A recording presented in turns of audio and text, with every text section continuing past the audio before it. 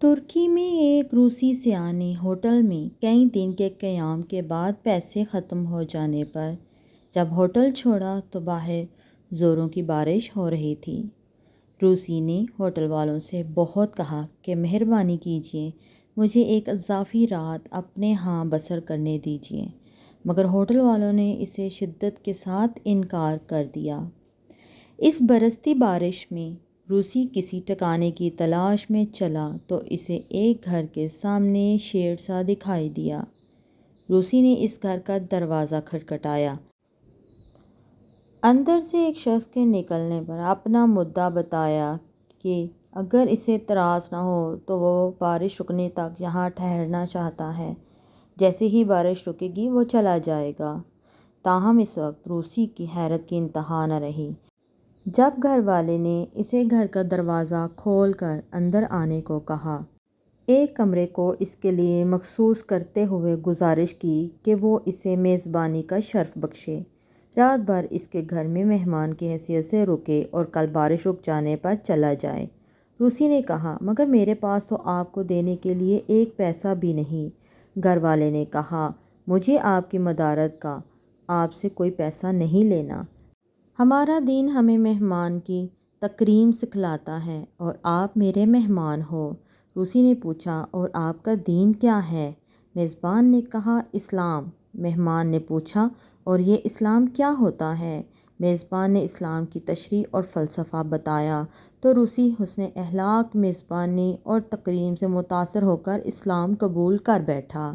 عربی مثل ہے کہ جو اخلاق اور ادب کا سرمایہ رکھتا ہے وہ دلوں کو ہمیشہ کے لیے خرید لینے کی قوت رکھتا ہے۔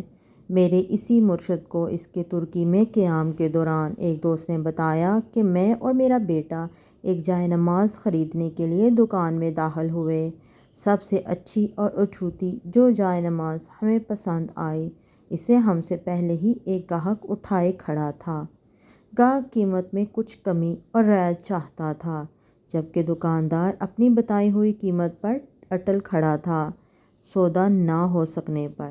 جب پہلا گاہک چلا گیا تو ہم نے کہا، پسند تو ہمیں بھی یہی جائے نماز ہے، مگر آپ رعایت ہی نہیں کر رہے۔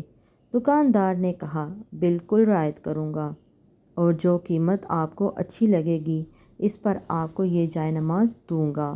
اس گاہک نے حیرت سے پوچھا، مگر کیوں؟ ابھی تو آپ اس گاہک کو ذرا برابر رعایت پر بھی راضی نہیں ہوئے، اب آپ ایسا کیوں کر رہے ہیں؟ دکاندار نے کہا، جب آپ دکان میں داخل ہوئے تھے تو آپ نے مجھے سلام کیا تھا۔ سلام تو آپ کے بیٹے نے بھی مجھے کیا تھا، بلکہ اس نے مجھے مصافحہ اور ہاتھ بھی ملائے تھے۔ آپ لوگوں کا یہ اخلاق مجھے آپ کو کیسی ہی رعایت کیوں نہ کرنی پڑے پر مجبور کر رہا ہے۔ آپ کے آداب اور اخلاق کی وجہ سے آپ سے رعایت اور آپ کے ساتھ میرا حسن معاملہ آپ کا حق ہے۔ یاد رکھنے والی بات یہ ہے کہ لوگوں کے مرتبے ان کے اخلاق کی وجہ سے بلند ہوا کرتے ہیں، بلکہ لوگ تو یوں بھی کہتے ہیں کہ اخلاق بھی رزق کی طرح کی ملی ہوئی دولت ہوتی ہے، اور اس اخلاق میں کوئی غنی ہوتا ہے تو کوئی بے حال فقیر جو اخلاق کی مالکیت رکھتا ہے، لوگ اس سے راضی ہوتے ہیں، اس کا رزق بڑھ جاتا ہے۔ سرکار دو عالم صلی اللہ علیہ وآلہ وسلم کا ارشاد مبارکہ ہے کہ مومن کے اخلاق سے زیادہ کوئی بھی وزنی چیز قیامت والے دن میزان پر نہیں ہوگی۔ میری ویڈیو کو لائک اور شیئر کریں اور میرے چینل کو سبسکرائب کریں، ساتھ ہی بیل آئیکن کا بٹن دبانا نہ بھولیں تاکہ آنے والی ویڈیو آپ تک بآسانی پہنچ سکے۔